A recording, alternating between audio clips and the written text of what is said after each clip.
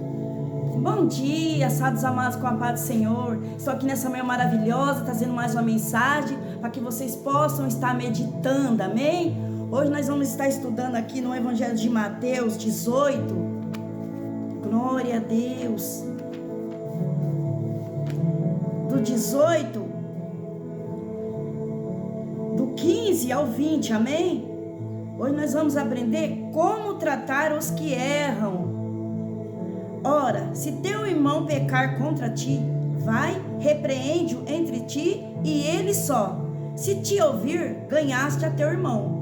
Mas se não te ouvir, leva ainda contigo 1 ou 2, para que pela boca de 2 ou 3 testemunhas toda palavra seja confirmada. E se não a escutar, dize à igreja, e se também não escutar a igreja, considera-o como um gentil e publicano. Em verdade vos digo que tudo o que ligardes na terra será ligado no céu, e tudo que se desligardes na terra será desligado no céu.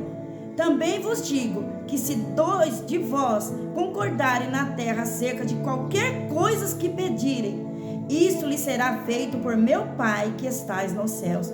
Porque onde estiverem 2 ou 3 reunidos em meu nome, aí estou eu no meio deles. Glória a Deus. Palavra bem forte nesta manhã. Isso serve primeiramente para mim e para todos que aonde essa mensagem chegar, que você abra seu coração e deixe o Espírito Santo fazer, que vai ser muito melhor para cada um de nós, quando nós ouvimos a voz do Espírito Santo e nós deixamos Ele tratar com cada um de nós, amém? Então nós vamos aprender hoje, porque tudo que está na palavra é verdadeiro. Hoje eu não vou falar nada que saia de mim aqui, mas somente que está escrito na palavra. O que nós aprendemos em Mateus 18, do 15 ao 20?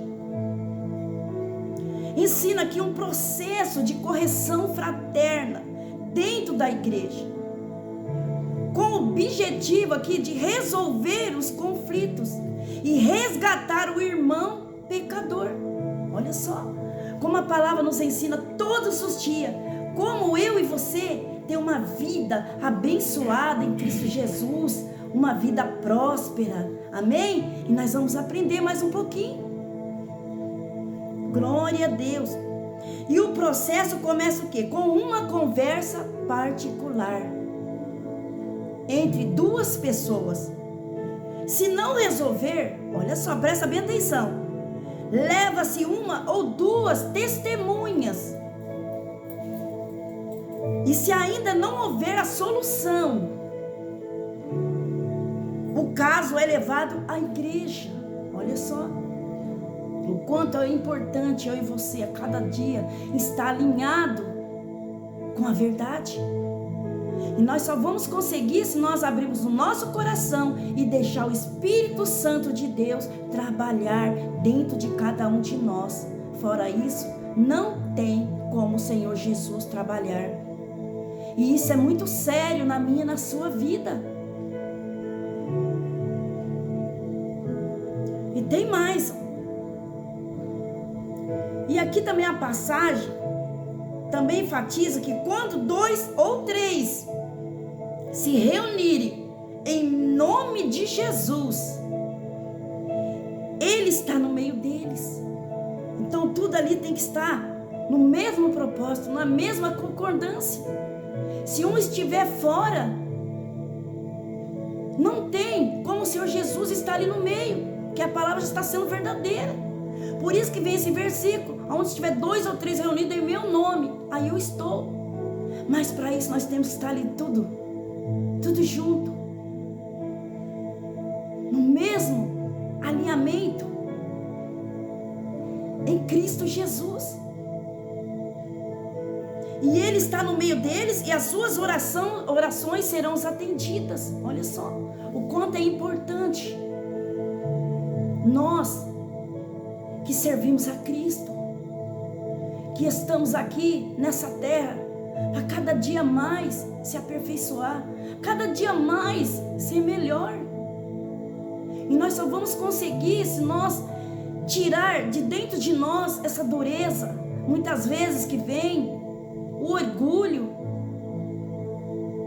a murmuração, que às vezes vem de achar muitas vezes que nós estamos certos, mas na realidade nós não estamos. Por isso que vem a palavra todos os dias nos corrigindo, nos exortando. E aqui nós vamos aprender a primeira coisa. Olha só. Conversa em particular. Nós temos que ter uma conversa em particular com a pessoa. A primeira e mais importante etapa aqui é abordar o irmão que errou em particular para resolver o problema. Olha só o quanto é importante o diálogo entre a pessoa e o pecador. Então isso serve para as igrejas de hoje, os pastores, os que estão na liderança. Quando enfrentar uma situação dessa, ou deparar com uma situação dessa, e a palavra está ensinando nessa manhã como você deve fazer, porque a palavra ela é verdadeira. Aí o que faz? A primeira e mais importante etapa é abordar o irmão que errou em particular, para resolver o problema diretamente, de forma discreta e respeitosa. Temos que ser discreto e respeitosa ou respeitoso com os irmãos, porque nós não estamos aqui para julgar e nem para punir ninguém. Nós estamos aqui somente para aprender a verdade, viver a verdade e passar para as pessoas aquilo que nós estamos vivendo. Porque nós vamos aprender um com o outro. Aí, foi o primeiro, agora é o segundo. Levar as testemunhas, olha como é importante. E se a conversa particular ali não resolver, deve-se levar uma ou duas testemunhas para que a questão seja decidida com base nos testemunhos dela. Olha só o quanto é importante.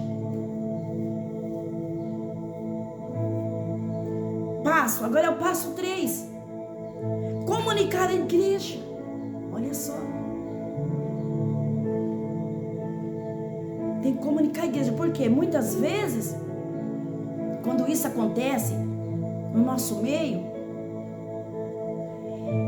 e muitas vezes a igreja não fica sabendo. E qual que é o primeiro falatório das pessoas? Ah, é porque o pastor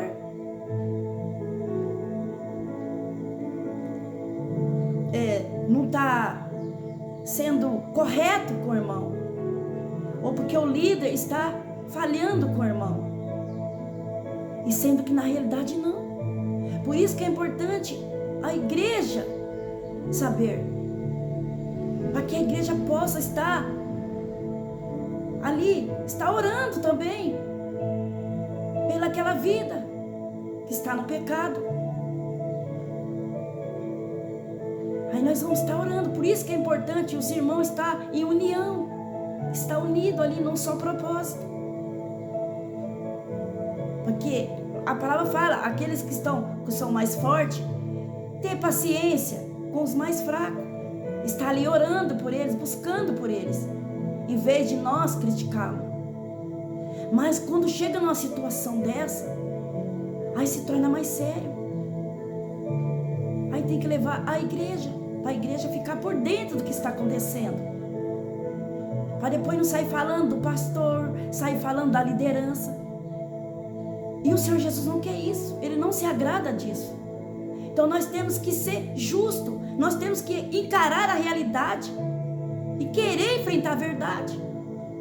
E isso é bonito, é maravilhoso quando nós reconhecemos nossos erros, nosso pecado e pedimos ajuda para a igreja.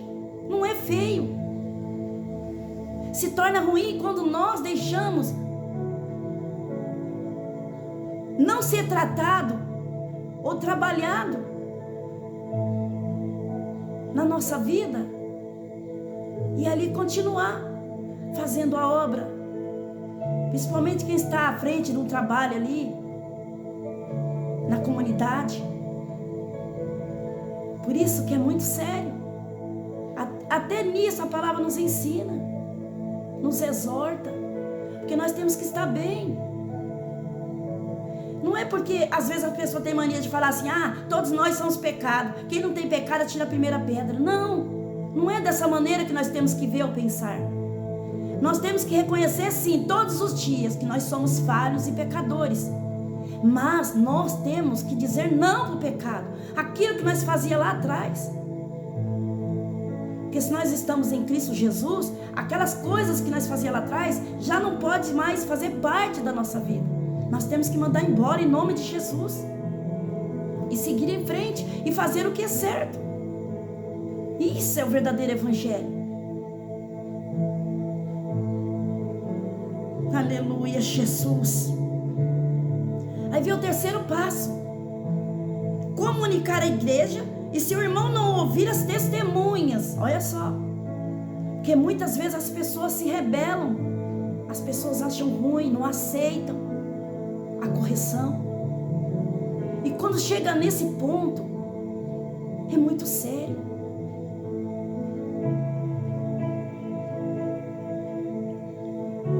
O caso deve ser levado à igreja.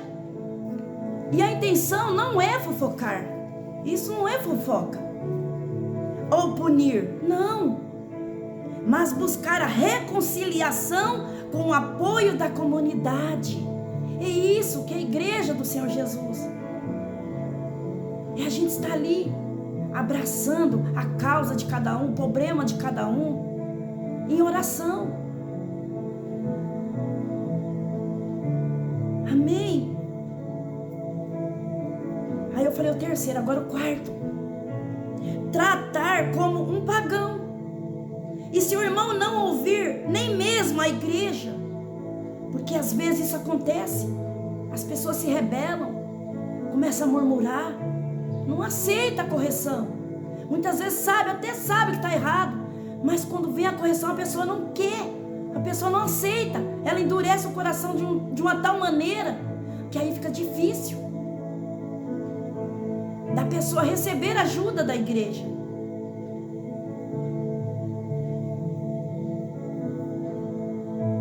Se o irmão não ouvir nem mesmo a igreja, ele deve ser tratado como alguém de fora. Isso não significa excluí-lo, não.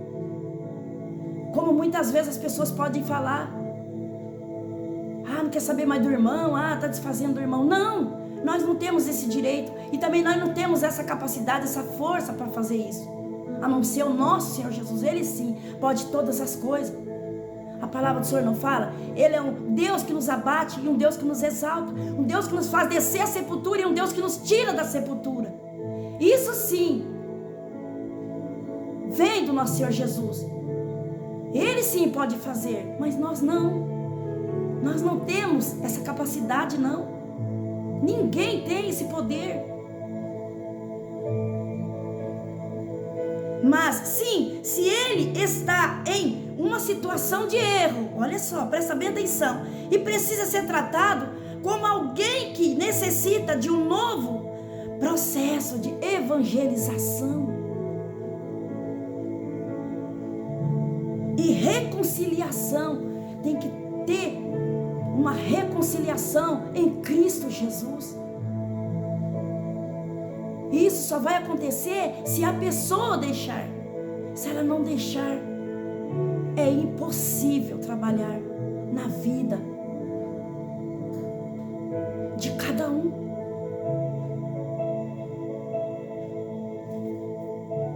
E olha só o poder da comunidade e da oração. A comunidade é a igreja, aonde eu e você congrega, aonde nós se reúne muitas vezes para falar do amor de Cristo. Ali se reúne com os irmãos. Jesus está presente. Sabia disso? E aqui o trecho final de Mateus 18 e o versículo 20 assegura aqui, onde 2 ou 3 se reúnem em meu nome, aí estou eu no meio deles. Olha só que maravilhoso. Isso é quando nós estamos ali tudo junto, em unidade, em um só propósito, em um só pensamento. Isso flui. Aí a oração que está sendo feita ali, ela vai ser ouvida e recebida rapidamente. Por isso que é importante.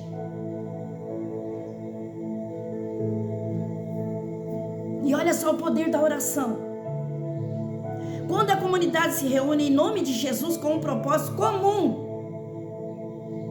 o poder da oração é fortalecido e tudo o que pedires em seu nome será concedido. Olha só que maravilhoso. Por isso que vale a pena eu e você obedecer. Vale a pena eu e você cada dia mais comer da palavra, receber ela e deixar entrar aqui dentro de nós, para que nós venhamos ser um ser melhor. E nós venhamos mandar embora tudo aquilo que nos afasta de Deus. Tudo aquele pecado que o Pai abomina, que o Pai aborrece, que nós mandamos embora em nome de Jesus.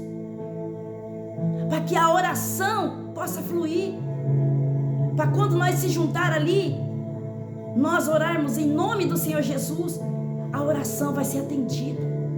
E ali é onde acontecem os milagres, a cura, a libertação, a restauração. Aonde cego começa a enxergar, paralítico começa a andar, mudo começa a falar. É onde que nós começamos a ver o milagre de Cristo Jesus. Por isso que muitas vezes hoje não está acontecendo muito isso, está raro. Mas o nosso Senhor Jesus continua fazendo, continua operando, porque Ele vive. O mesmo que Ele fez no passado, Ele continua fazendo aqui hoje, amanhã e eternamente.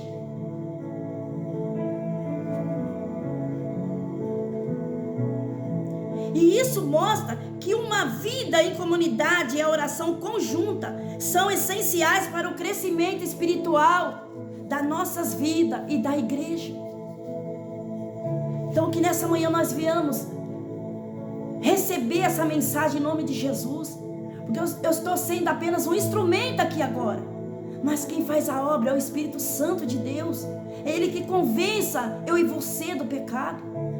Mas você deve lembrar que para isso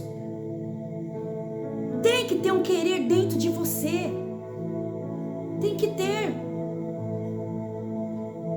Porque o nosso Senhor Jesus tem poder para fazer infinitamente mais do que aquilo que pedimos, pensamos ou esperamos. Mas nós temos que fazer a nossa parte. Nós temos que se levantar, abrir o nosso coração e falar para o Senhor Jesus: eis-me aqui, Senhor. Até hoje eu fiz o que não agrada os teus olhos, mas hoje eu quero ser diferente. Aí você vai ver o agir de Deus sobre a sua vida. Amém? Apenas crê. Não duvida no seu coração. Jamais.